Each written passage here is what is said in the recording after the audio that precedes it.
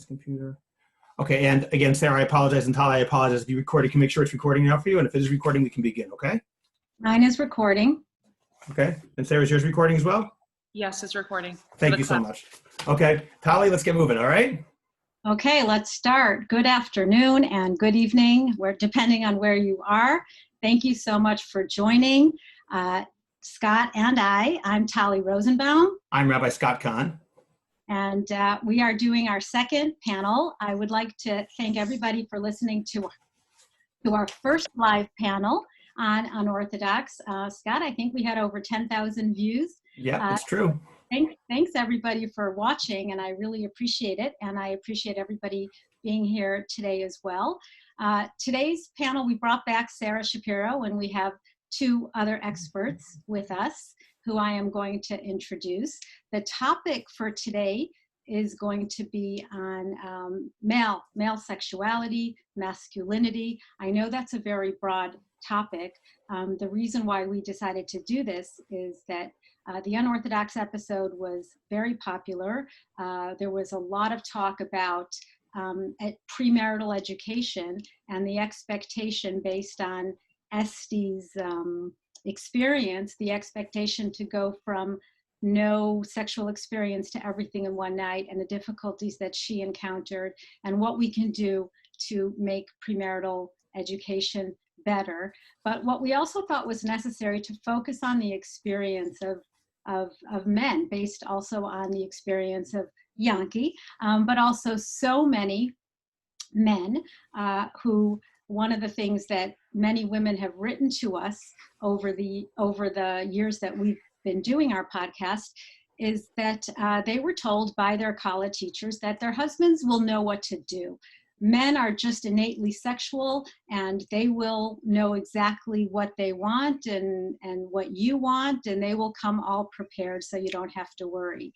We know that to not be the case. The other reason why we wanted to talk about male sexuality, Scott, you and I did our very, very first episode on basically what we identified as an existential conflict for young men. Not just young men, but the idea of male masturbation, the reconciliation of its apparent prohibition with the kind of emerging hormonal, physical, psychological development of sexuality. So for those reasons, we've brought our experts to talk more about this.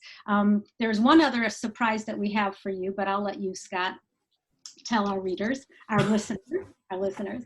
Okay. So first, let me introduce our panel, unless Please. You want to go ahead and, okay, let me introduce the panel. So first we have Sarah Shapiro-Halberstam, who was at our first panel. Thanks so much, Sarah, for coming back and sharing your expertise. Sarah is a psychotherapist and a certified asexed sex therapist in New York City, where she practices individual therapy and sex therapy. She's well-versed on issues related to the religious community, and specifically the Jewish Orthodox community. Sarah studied the psychology of men, masculinity, and sexual infidelity. And she recently published a peer-reviewed paper on treating men with borderline personality disorder and out-of-control sexual behaviors. So thank you, Sarah, for joining us. We also have representing our Israel experience, Rabbi Hananel Ross. Ross is married to Smadar and a father of two. He's a psychologist and a rabbi. And he's a couples therapist, and he is also a researcher of sexuality and masculinity. His master's thesis was devoted to studying the experience and meaning of sexuality in religious men, specifically the modern Orthodox or the national religious population. Hananel devotes his time to learning as well as teaching, and he recently opened up a Facebook page, which in Hebrew is called Lihiot Gever, which means to be a man. And then we also have Dr. Shai Krug. Shai, thank you for joining us as well. Shai is a clinical psychologist and an ASECT certified sex therapist at the James J. Peters VA Medical Center in the General Outpatient Department and at the Sexual Health Clinic. And he also has a private practice in the Upper West Side of Manhattan. Dr. Krug completed his postdoc fellowship in the assessment and treatment of PTSD, that's post-traumatic stress disorder, and a postdoctoral certificate in sex therapy from the Buehler Institute. Dr. Krug specializes in trauma, anxiety, mood, sexual disorders, and couples therapy. And in his spare time, he is also a professional magician.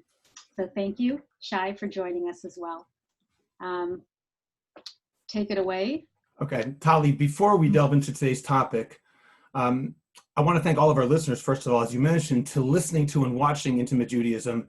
I'm very proud to announce that this past month has been our biggest month ever for the podcast, never mind the YouTube views.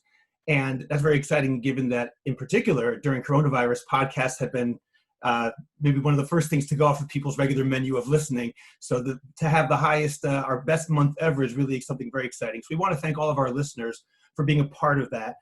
It's because of you, our listeners and our viewers now, that Intimate Judaism has become a real success. Please continue to help us by sharing, and by so doing, you'll help people all over the world open up discussions about sexuality, intimacy, and Judaism, discussions which Talli and I strongly believe are really, really necessary. Make sure you visit our website, intimatejudaism.com, for the full podcast archive, show notes, a free men's mikvah list, and more. Please send us your questions and comments to intimatejudaism@jewishcoffeehouse.com. Also, make sure to visit jewishcoffeehouse.com as well as tallirosenbaum.com. And the surprise, which Talli mentioned before, is that we're going to have a class, which is actually spearheaded and really the springboard of the class is coming from this particular podcast, a class about masculinity, male sexuality, and Judaism. There'll be more details about that coming up soon. If you want to hear more about that or want to join that class, I believe it will be a 4-part class. You should write to us at intimatejudaism@jewishcoffeehouse.com, and we'll be sure to send you the information as soon as it's available. So, Talli, before I pass the moderator's hat over to you, I want to open up with a couple of statements of Chazal, of our sages, which demonstrate that the sages of the Talmud were very well aware of the power of male sexual desire, as well as the need to create boundaries to control it. There's a very real acknowledgement in the Talmud that sexual drive in men is quite strong, along with that simultaneous recognition that halakha, Jewish law, does not allow us to simply acknowledge that and say, well, then I can't control it. We're expected to control it, and there are supposed to be boundaries that are built up for it.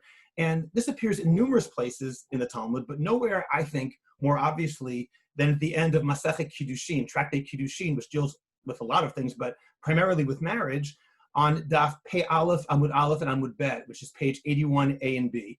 There are a number of stories there which are brought up in the context of Yichud. The Mishnah there talks about the prohibition of an unmarried man and woman being alone together out of the fear that they might do something which is a violation of halakha. They may be intimate with each other when they're not allowed to be. After that Mishnah presents that basic halakha, that basic Jewish law, numerous stories are presented. I want to paraphrase a couple of them. Okay, the first one is the story of Rav Amram Chasida. Interesting, that name means the pious. Rav Amram Chasida, he was someone who redeemed captives, apparently. He lived in the city of Naharda. And the Gemara tells us that he brought some captives, or some captives were brought into his attic, and he then removed the stairway or the ladder to the attic in order to allow these women captives who had been redeemed into his custody and his care to have their privacy. Now, one woman passed by the aperture, some sort of opening in the attic, and the way the Gemara explains it is her face was shining light down. Rav Amram, now I'm just saying what the Gemara says, grabbed the ladder, and the Gemara then says pointedly, this was a ladder which normally 10 people couldn't move. He moved it himself. He moved it over and started climbing up the ladder to go and obviously do something improper with this captive woman, or this formerly captive woman. When he got halfway up the ladder, he suddenly spread out his legs, I guess realizing what he was doing, and started screaming, "There's a fire in Amram's house! There's a fire in Amram's house!" The rabbis came running, and when they saw that it was just Rav Amram on a ladder trying to hold back his inclination to climb the ladder, they said, based on your translation, either you scared us or you embarrassed us. To which Rav Amram replied, better you be embarrassed in Amram's house than you be embarrassed by me forever in the world to come. And then the Gemara has an interesting coda by mentioning that Rav Amram wasn't actually lying by saying there was a fire, because he asked that his evil inclination appear to him, and it appeared as a pillar of fire when it emerged from his body. So that's the first story. They said, based on your translation, either you scared us or you embarrassed us. To which Rav Amram replied, Talli, I think your Facebook Live is... Okay. Sorry. It's okay. Rav Amram then... By mentioning that Rav Amram wasn't actually lying by saying there was a fire. Talli, I think you have to turn I off your Facebook. turned it off. Sorry. Okay. Sorry. Okay, the Gemara then continues with two more stories. One story of Rabbi Meir and one story of Rabbi Akiva. Now, understand who these are. Rabbi Meir and Rabbi Akiva are not just among our greatest sages. They are effectively, in the Mishnah, the two central figures. They're the Tanaim, the Mishnaic sages, through whom the entire tradition we have now travels. They are really the source. We say every Mishnah is really based on Rabbi Meir, who got it from Rabbi Akiva. There are two parallel stories. I won't say both of them. I'll just do the first one of Rabbi Meir, because Rabbi Akiva's is almost identical. Rabbi Meir used to scorn people who couldn't control their sexual urges. Then the Satan, read it as his evil inclination, appeared to him as a beautiful woman on the other side of a river. At that point, Rabbi Meir looked and there was no boat, so he climbed over a rope or something, some sort of rope with a thin beam across the river to try and fulfill his desire with this woman. When he was halfway across the river, the woman disappeared.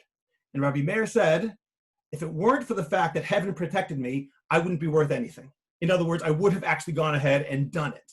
And Rabbi Akiva's story is almost identical. The only difference was he was climbing a palm tree rather than crossing a river. The final story is the story of Rabbi Chiya bar Ashi. Rabbi Chiya bar Ashi used to say Tachanun, the prayer where one puts his head down. And as he would put his head down, he would say, may the merciful one protect us from the evil inclination. His wife one day heard him saying that. And in hearing him say that, she was surprised because they had not been intimate in several years. She assumed, as Rashi says, because he was an old man. So what kind of evil inclination is he worried about? Obviously, there's something else going on. So one day she dressed up and paraded, so to speak, in front of him as he was learning in the garden. When Rabbi Chiya bar Ashi asked her who she is, she answered, I'm Charuta, which was the name, according to Rashi, of a well-known prostitute. The name also, importantly, however, means freedom. And as she was walking back and forth in front of him, he propositioned her. She then asked him to get her a pomegranate. The details don't matter. And it sounds like, though the Gemara doesn't say it explicitly, that he had his way with her and they were intimate. Later on, he came home. He saw his wife lighting the oven, and he climbed in. And she said, what are you doing? And he told her the whole story. And she says, don't worry, it was me. And he said he didn't believe her. She brought him a sign, perhaps the pomegranate. And then he said, it doesn't matter. The fact is, I tried to sin. And he actually afflicted himself for the rest of his life and died in that affliction. So here, Talli, I'm going to pass this over to you. I've said enough about these texts. I just want to say a few points that emerge from these various stories. The first point is that male desire is not seen in the Talmud as something which is exclusive to wicked people or to weak people.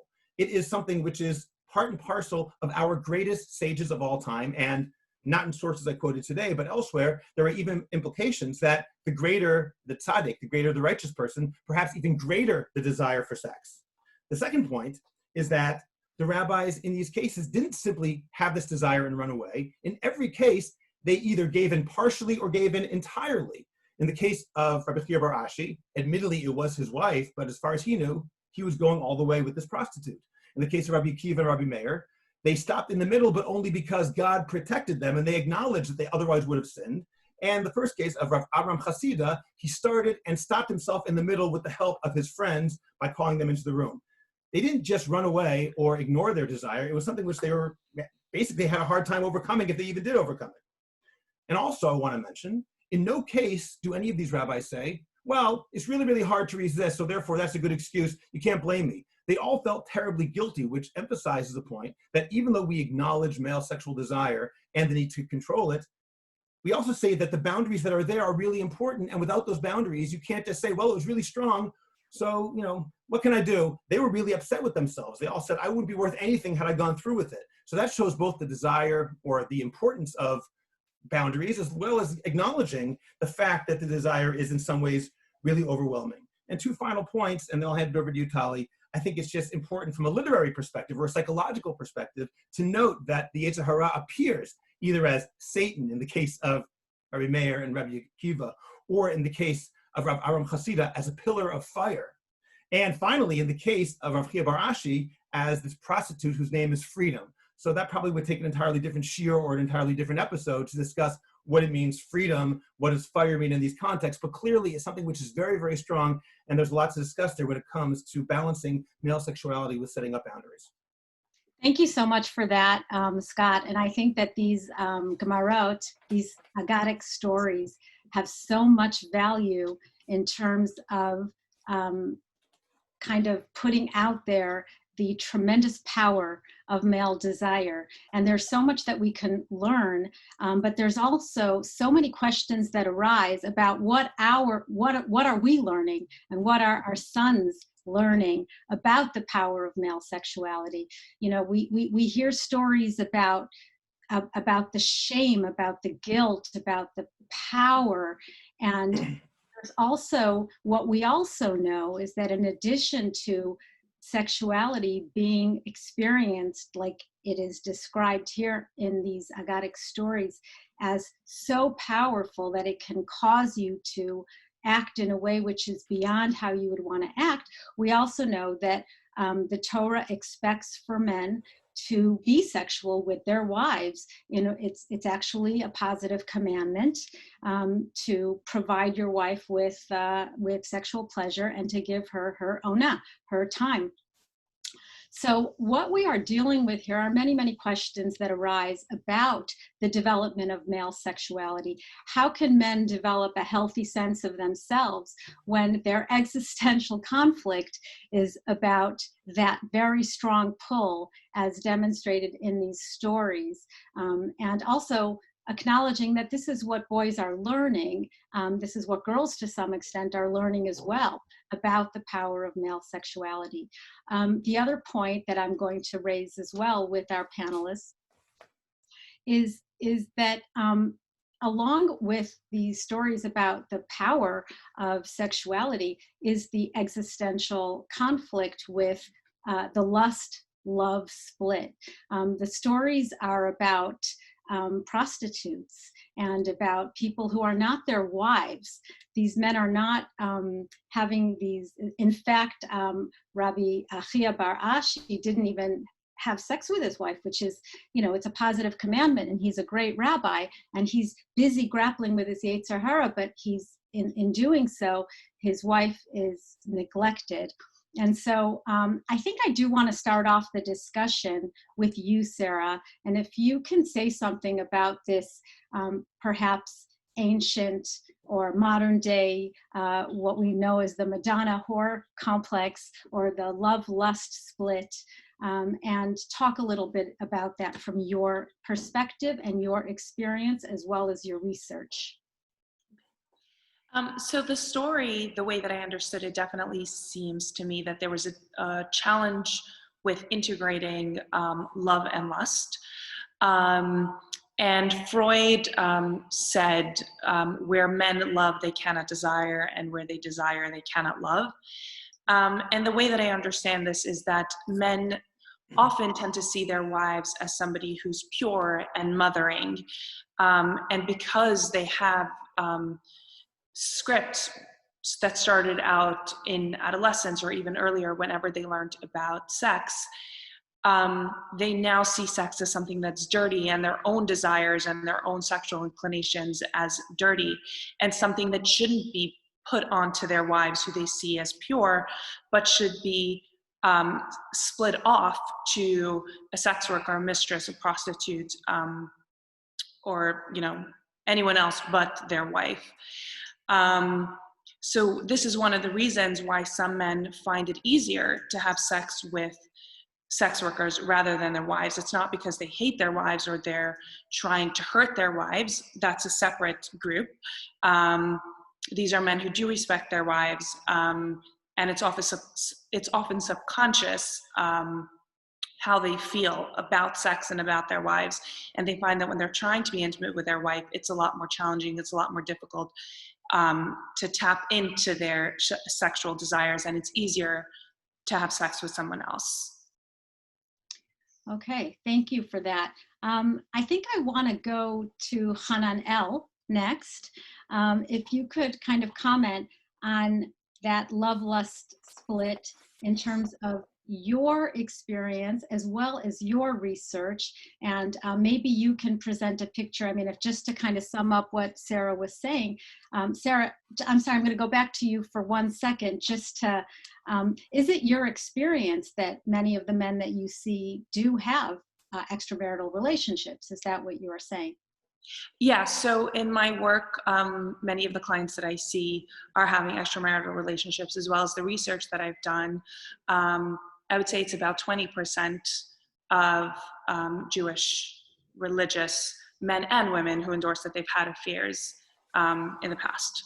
Okay. The work hasn't been published yet, but it's research. Coming from this place of splitting, as you put it. That's the way that I understand it, specifically with my clients. I don't generally hear I hate my wife or I'm doing this to hurt her. I will hear that sometimes, but that's a separate group. Very often it's just this really confused experience of, I don't get it. I like her, I respect her, she's a good mother, but for some reason it's just so hard to have sex with her. I have to get myself into the zone, versus I meet a stranger or a woman seduces me and it just comes so naturally and it's so easy for me. Okay, so I think that this really does segue into what you might have to comment on this, Hananel, because what you're raising, Sarah, is something that probably cuts across cultures sociologically about what we expect from men. We expect from men to be the ones who initiate sex, who want sex, who ask for sex, who know all the rules about sex. And in fact, they are quite vulnerable to their own lack of self-esteem that they may encounter in themselves. And this also may lead to a situation where when you go to a sex worker, you don't have to work hard, you get taken care of. There are other elements to that we need to be able to understand in the context of the work that we do. But moving on to you, Hananel, who I lost right now, I don't see you anymore. I'm sure you're somewhere in here. Can you raise your hand? Because I don't know why you're not showing up, but Hananel, you there? I think he has to come back on, Talli. Why don't we go to somebody else, okay? Oh, okay, so I guess we lost you. So until Hananel comes back on, Shai, perhaps you want to comment on this from your experience as a sex therapist in terms of the experience of men or the expectation that we have from men, and what that is for them in terms of their own sexual functioning, their own sexual desire, etc. Shai, do we need to unmute you? Go ahead. Shai, you there? No, okay, now you muted, and now you can, okay, now you're unmuted, now you can speak. Go ahead. There's no sound. Okay. Did you connect to your audio? You might need to connect to your audio if you have not done that yet. And meanwhile, we'll go back. Okay, and here's Hananel. So meanwhile, you work on that. And Hananel, okay, now unmute. And sorry for the technical trouble. Okay, yeah. Hananel, go ahead. I apologize, my computer got too excited and collapsed. Okay. Yeah. So I think splitting is a quite common phenomena, but I will emphasize a different picture that I met during my research, which I talked to men, to married men, and what I've heard from them is that they wish to integrate their sexuality in many different ways. And I think the main way is that they wanted to be joined with their wife, like they wanted to have a mutual experience. And when it wasn't the case, for example, when the wife didn't really want and they felt that they're getting a favor, so they felt bad. They really didn't want to experience themselves as coercing or as taking something. They wanted to be together with their wives. And so the other side of splitting is trying to integrate and have a mutual and intersubjective experience together with their own spouses. Okay, so your experience is that men actually, that many men, and the men that you have studied, have succeeded to integrate their sexuality, and that in fact, contrary to what might be the attitude about men, that the kind of toxic masculine man who is willing to coerce his wife, or who uses his patriarchal stance to demand relations from his wife. What you're saying is that your research did not bear this out. Men want to have a mutual relationship. They want to have a consensual relationship. They're not interested in duty sex or in pity sex. They want sex which is with a partner who is there, who is present, who is engaged. What is your research say about how prepared men are in terms of knowing what they like and knowing what their partners like? What is the state of sexual education for men? And maybe you can draw on some of the experience in Israel. Specifically also, and I know that you've been a listener to our podcast from the beginning, specifically about the existential conflict of, needing to repress your sexuality because of the prohibition on masturbation, and then suddenly having sex be completely approved in certain situations. How do men navigate that? How do they learn how to do that? What's your experience, and what can you offer in terms of development, education for our listeners that want to know how to raise sexually healthy young men? So I think I'm going to relate to the split as a positive thing, because the men that joined my research, so they didn't really have much of a difficulty experiencing the transition from sexuality being a prohibition into marriage and sexuality being a mitzvah. For them, it wasn't an issue. I know for many women, it's a great area of conflict, but for them, it wasn't so much. But we can relate to masturbation and having experience or other like self-centered sexual experiences that bear the burden of shame and guilt. And it was very, very different from the experience they had in their mutual experiences.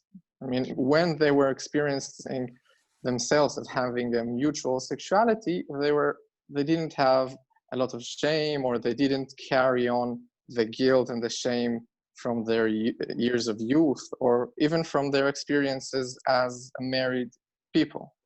Okay, so I'm going to ask you one more question along that line.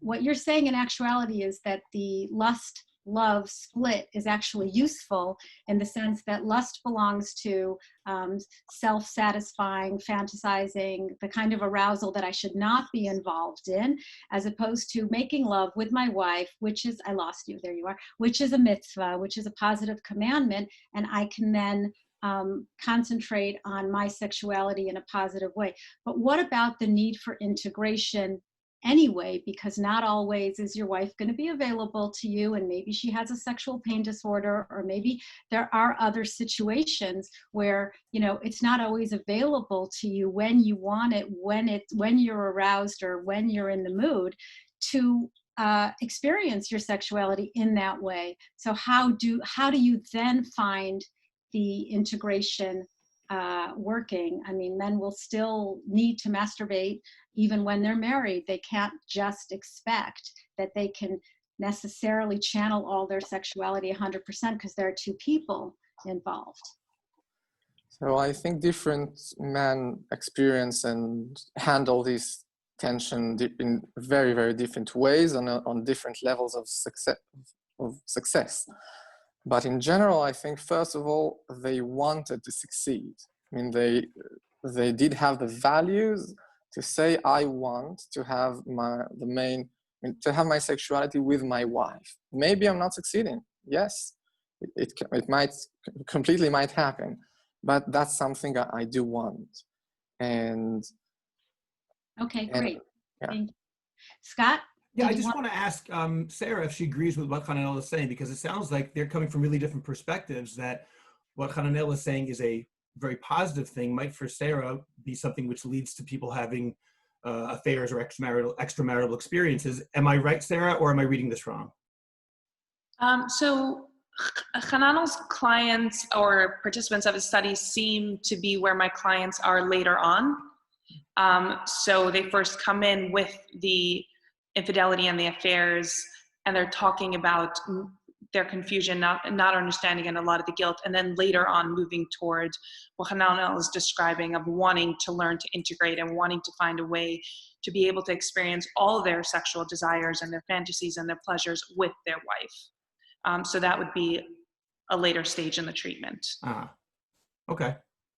Okay. Yes, and the world is very broad. So some men are like this and some men are like that. But I think it is important for me to emphasize that some men are succeeding. And we can tell our sons, yes, you might succeed. I mean, I've met with men that don't masturbate and didn't masturbate in their past. Okay, so maybe it's something that, of course, not the whole society can do, but it's not an impossible mission. Okay. All right, great. Thanks. Let's hear a little bit from Shai, and then I'm sure we're going to have more. We have some questions already, and if you have questions, you can write them in the chat box. I doubt we're going to be able to have time to call on people, so you can go ahead and write your questions in, and if we get to them, we'll be happy to answer them.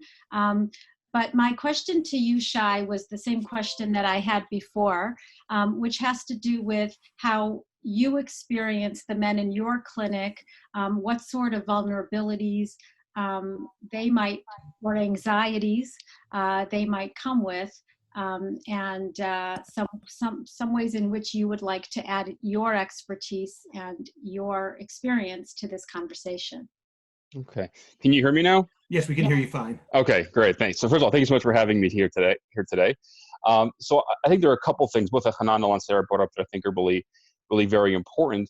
But one of the central issues that comes up a lot with men who I'm working with is the expectation that their sexuality should be something they can control, and choosing what they're aroused by, when they feel desire, what their sexual experience should be like. And in most ways, our sexual experiences are not things we can control, right? Jack Moran talked about this in his book, The Erotic Mind, that the way that our erotic selves, the way our sexual selves develop is oftentimes way below the surface of our consciousness. And we don't really have the ability, number one, to choose on a psychological or emotional level, what are the things we're attracted to? What are the things we're aroused by?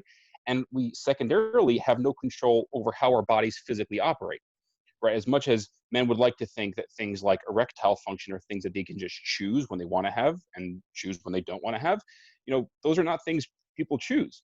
And, if you think about things like teenagers in high school who, testosterone is much higher and, their bodies respond to either subconscious cues or purely physiological or anatomical cues.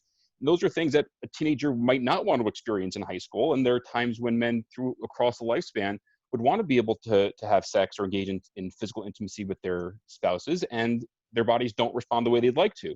And so there's a lot of shame and a lot of guilt associated with how men's bodies operate. And in many cases, and this is, I think, profoundly linked to things like cultural expectations and societal expectations that links sexual function with masculinity, right? So how do men define themselves? It's by erectile function, or their ability to create pleasure for their partners.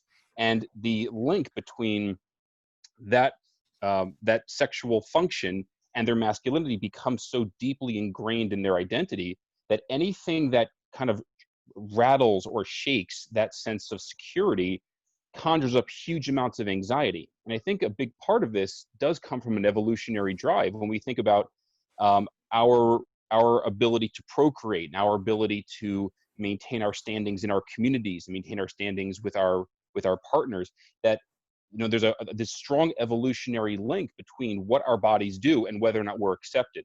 And I think this kind of runs into our underlying psychological functioning, our underlying psychological needs, that anything that kind of rattles that sense of security in who we are conjures up huge amounts of discomfort.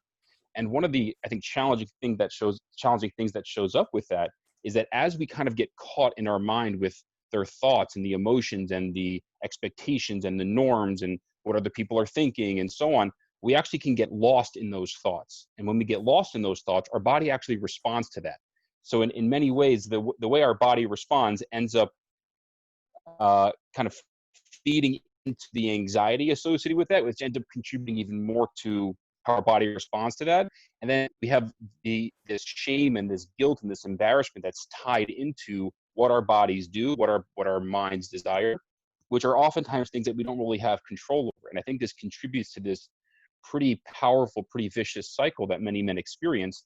I think especially as men across the lifespan, as testosterone changes and vascular health changes and general physical functioning changes, many of man's sexual response changes also. And there's a lot of we hold on to kind of what our bodies were, what our minds were in our youth, and then when those things change over the lifespan, it's hard to let go of those things, and it contributes to a lot of shame and embarrassment and guilt with how our bodies operate. Okay, great. So I'm hearing you, and I'm understanding more about why you practice mindfulness and in your practice, and I'm wondering if you could say a couple of words about it, and then I want to open it up to the three of you to say something about pornography. I think that if we have a whole evening on male sexuality and religious men, and not talk, it wouldn't be okay to not mention it as it being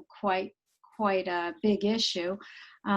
So I'm going to start with you, Shai, since we're already speaking, and I'm sure that you get many religious men who come to you with that tension that they're trying to balance between what they consider to be healthy sexuality according to their values and some sort of trying to integrate it, or maybe not trying to integrate it, trying to separate it from their pornography use that they are likely to see as either compulsive or addictive or problematic, regardless of the frequency. But that's something I'd love for you to comment on.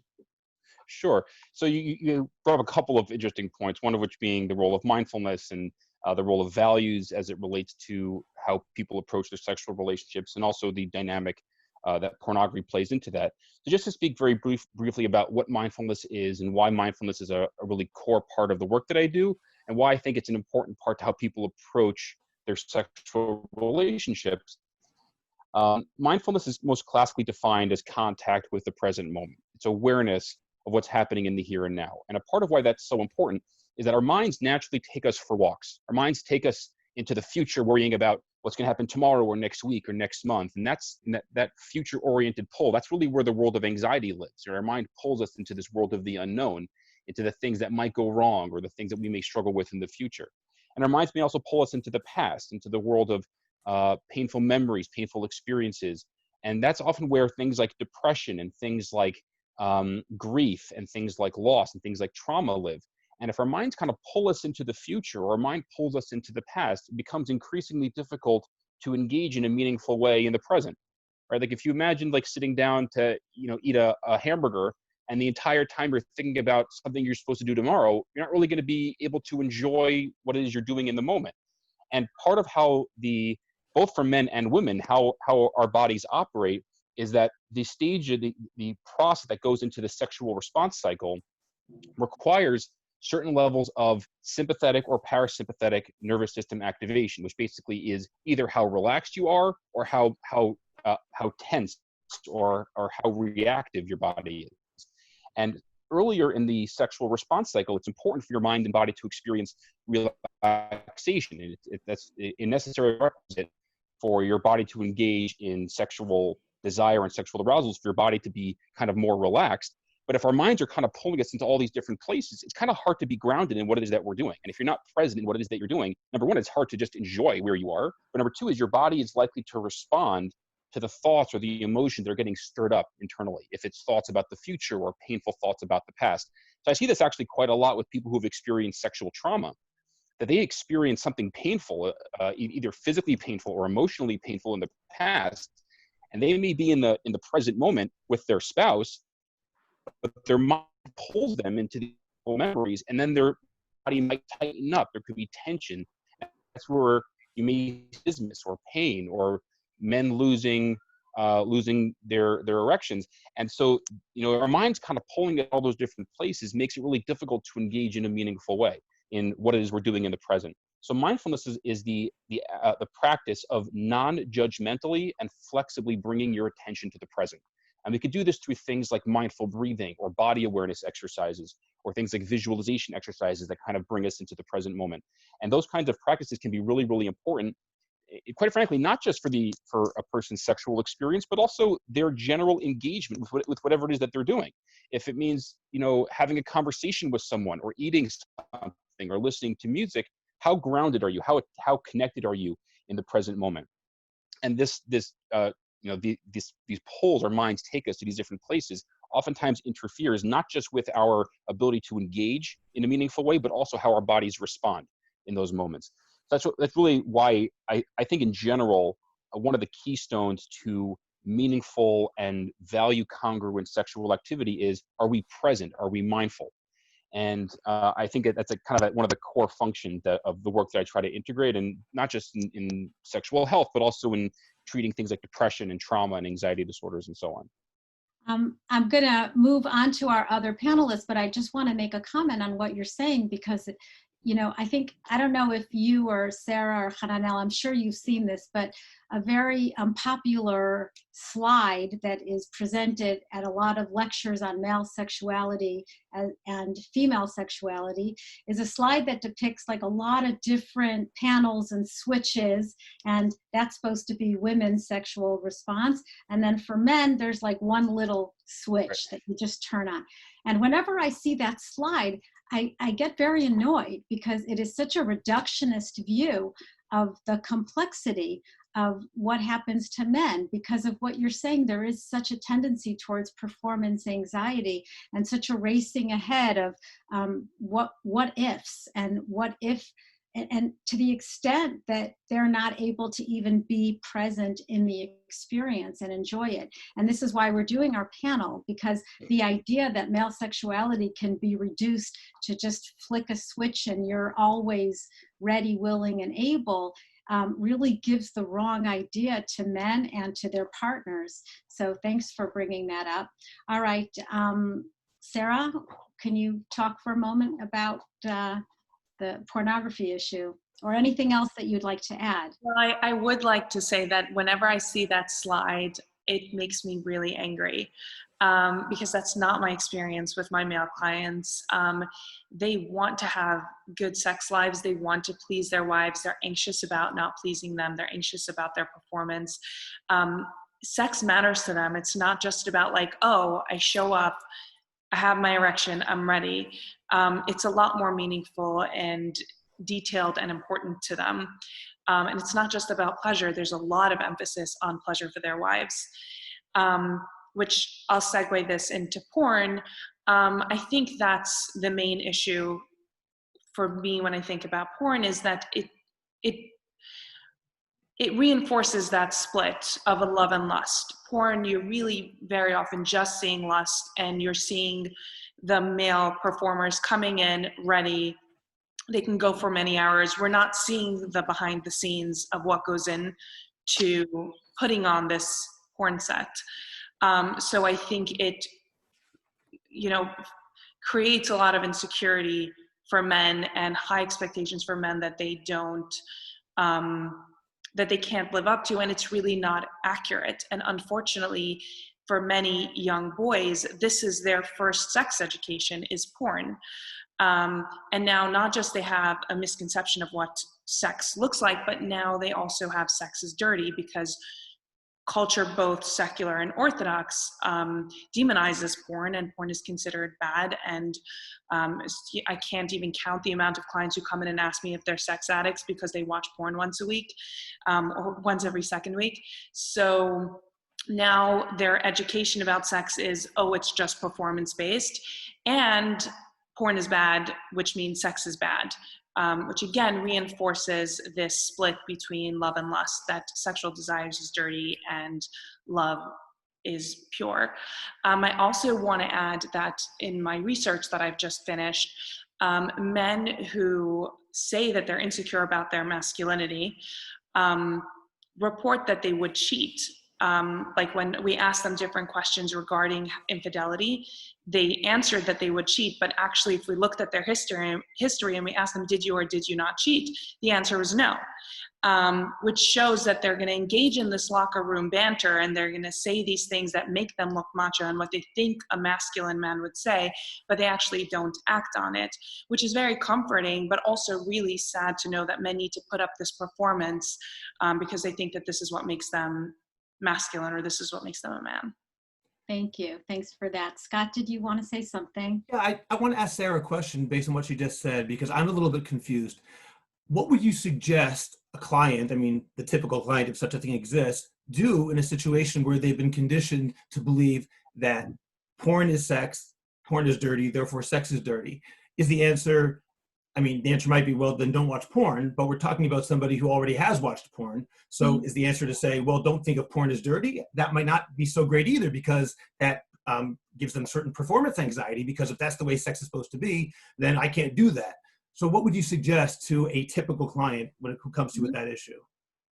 That's a really good question, because I don't want to say that porn is dirty. What I do is educate how porn is made, what the purpose of porn is, and what the problem of porn is. And the biggest issue is, again, it detaches you from reality. It's not based in reality. And then I really kind of like break down the porn set. And I say, like, there's cameras and there's so much that goes into making the man and the woman look a very specific way. Which helps. Once I give my clients the background, I find that often they have this aha moment of, okay, this is completely a movie, not based in reality. Sometimes I might find it helpful. Sometimes I might find this to be an escape. But in the same way that I'm not trying to be Brad Pitt, I'm not going to try to be replaying my porn movies. Yeah, and an additional factor too is that while we think that many men, especially religious men, are conflicted with porn use because of their values, there's often a lot more going on in terms of what their actual conflict is.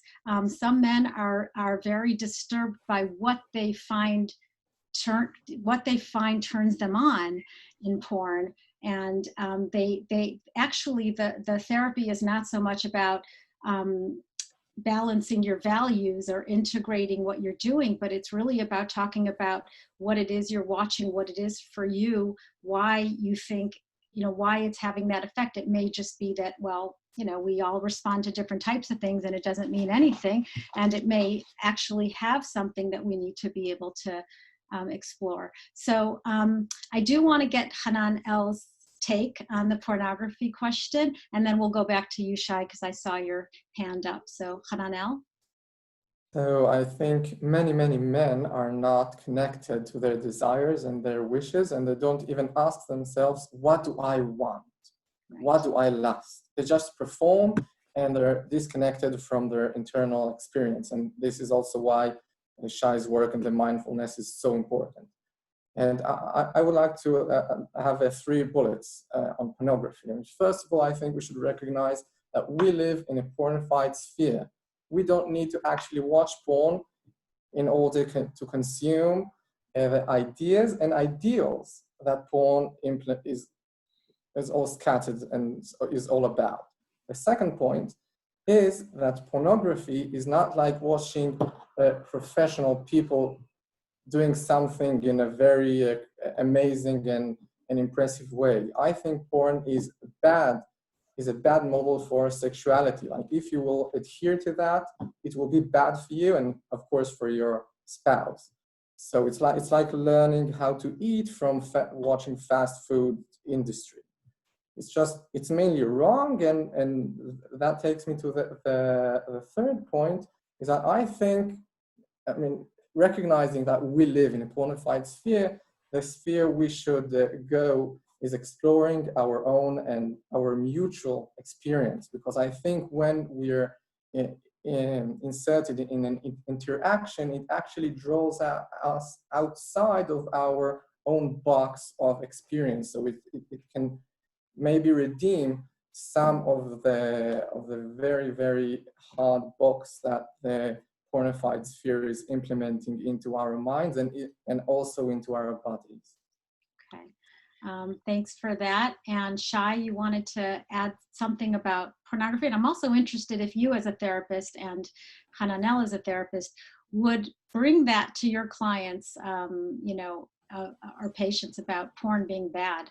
And the idea of you as the therapist with your clear values about pornography, how do you navigate that in your work? So I think both Hananel and Sarah are bringing a really valuable and important point. And I think this is a conversation that could quite easily be a 2 or 3 hour panel discussion. So I think trying to compress this into like a 10-minute part of a talk is not going to do it fully. That's why we're having a course.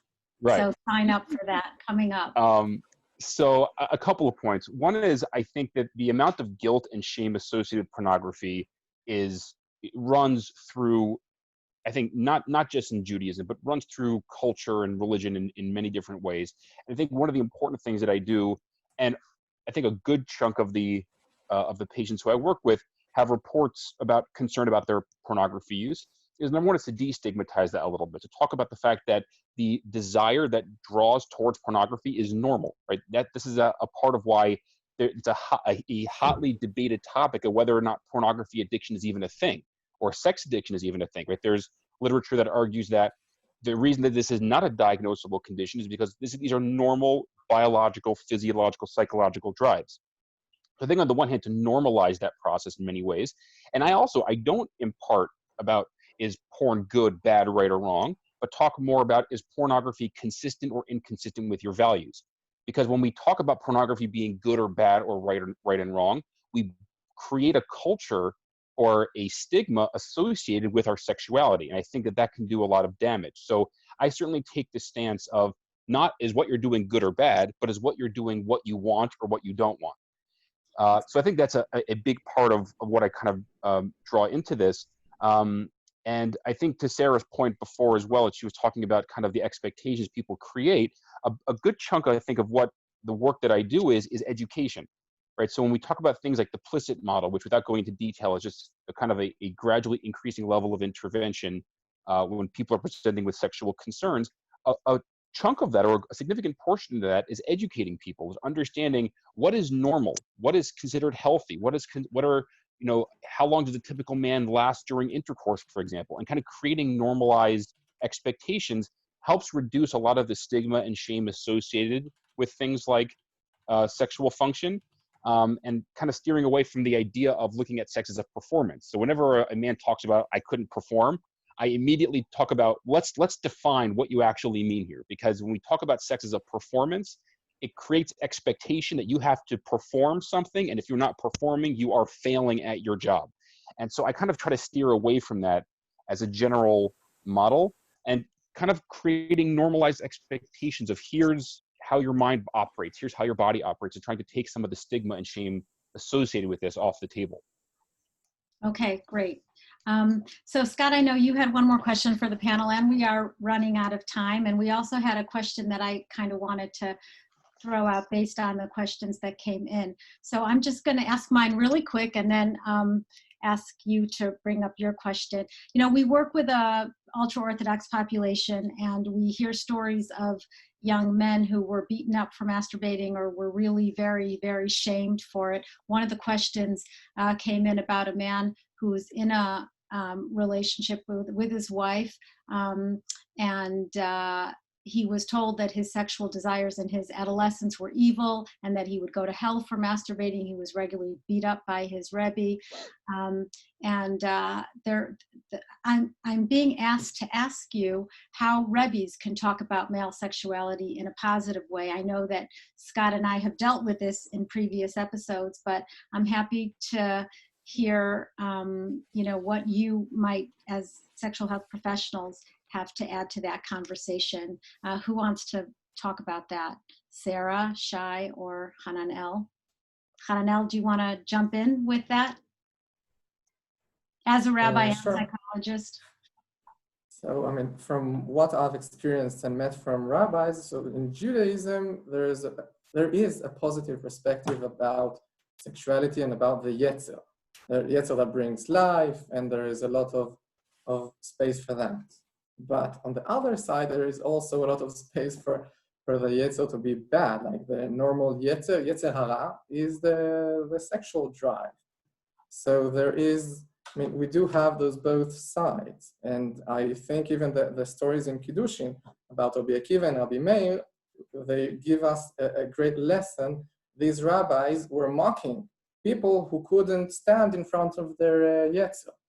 And they have been taught in an experiential way that this is a very serious and hard conflict for many people. And therefore, we should be very empathic, and we should validate everybody that are struggling with these issues, because it's really hard.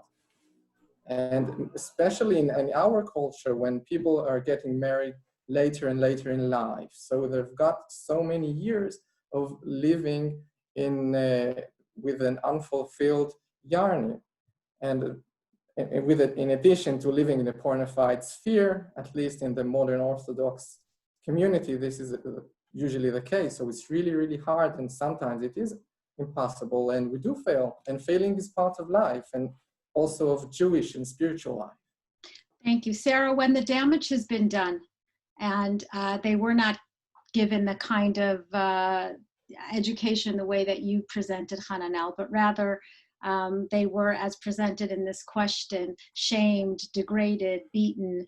In some cases, we know that boys from yeshivas who masturbate are given medication to lower their sex drive so that they won't masturbate. I mean, I think that we know that the experience of shame and conflict and guilt around masturbation can be very great.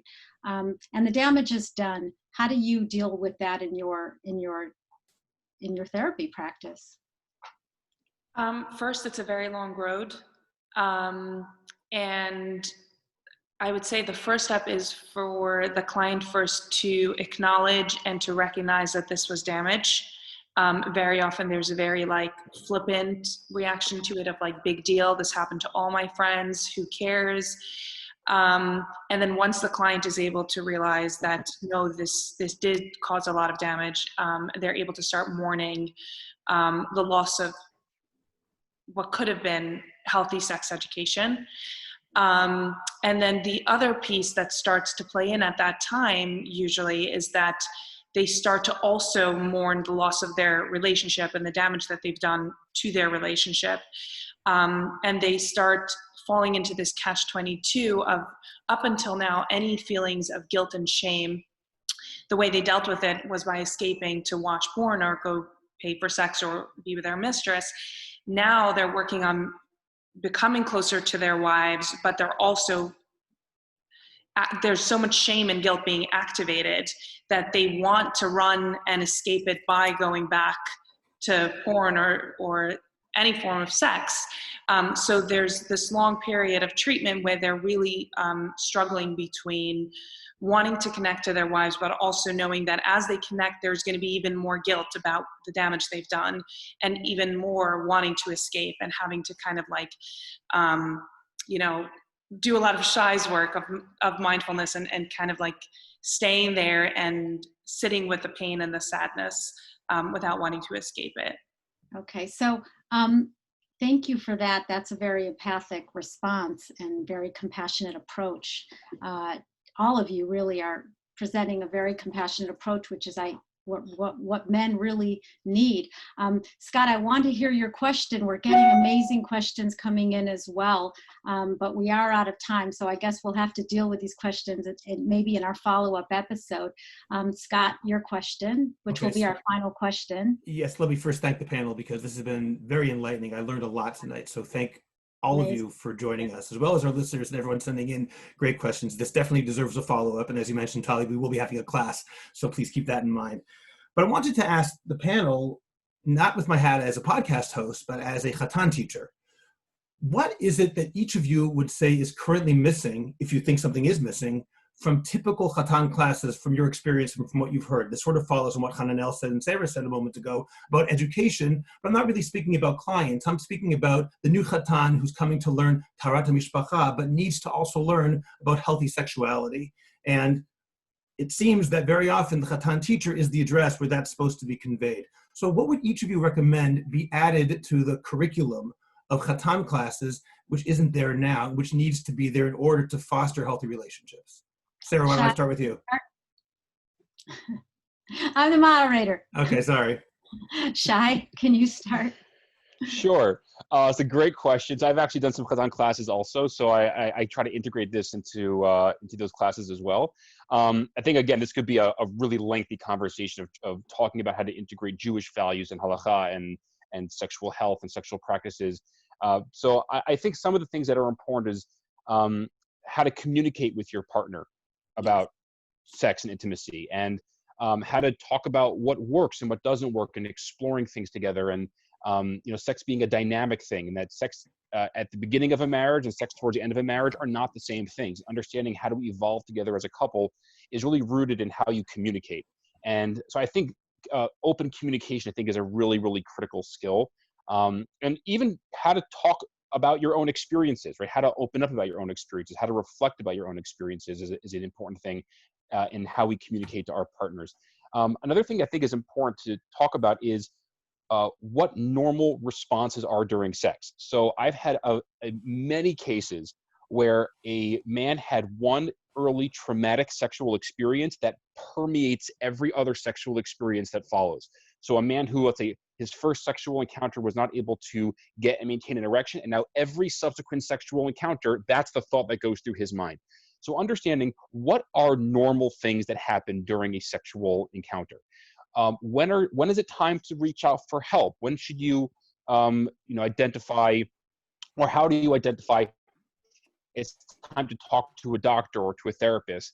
That there are many situations in which a man will feel shame or guilt and say, "I'll keep it to myself." In some cases, avoid sex with his wife because he doesn't want to be in a position where he feels that guilt or shame. And sometimes that manifests in relationship difficulties. So what looks like a marital discord is actually not marital discord. It's the consequence of sexual dysfunction that is manifesting as that discord, because the man would say, "I'd rather my wife be angry at me than have to feel the shame or guilt associated with not being able to maintain my sexual function." So I think thanks, one part of it is— I'm going to cut you off just because we are really we're past the time. Sure. But I want to give our other panelists time to just give in their thoughts so that we can end. So thank you so much for that, Sarah. Sure. Well, one sentence I would say is to talk about that sex is great, it's fun, it's exciting, it's a language. Both of you are learning it, the guy and the girl, have fun together, figure it out together. That would be my more of a positive, exciting message. And Hananel. In addition to all your great advice, I would really emphasize that for the Chatan, that they're gonna experience a new thing, and always when you're starting to do something, you always fail, and it's completely okay. It's a learning experience. Probably your sexual experience at the beginning will be far worse than what is expecting to you ahead, and really to be open to failing, and it's okay. Things will be weird and messy, and in the end you'll find your way if you'll be consistent with searching for the way. Like, don't assume there's a very clear path and you can fail or succeed. You don't know. I love that. The only thing I would add to that is I would maybe change the language of failing and succeeding, and just change it to kind of experiencing, because we already see how couples come to the marriage with those words of, I need to succeed, we need to get it right, and we failed and we didn't, and so I would change that language, that it's not about failing or succeeding, because it's a journey. It's kind of like riding a bicycle. You fall off on the way until you get it right. So great. Thank you very much. Thanks again to our amazing panelists, and thank you to our listeners. We really went over time and did not get to all the questions, but we will probably, Scott, I think we'll do a follow-up. I think that's inevitable, Talli. Where we will address the questions, and then we will also start planning our course. So thanks again, everybody, and good night. And I also want to thank everyone on the panel again, Hanan El-Ras, Shai Krug, Sarah Spiro-Halberstam. It was really great having you all with us once again. And remember to listen to this podcast. Go to intimatejudaism.com. This will also be available on our Facebook page as well as on YouTube. Please share it, and we'll see you next time. Thanks for joining us. Thank you. Bye, everybody.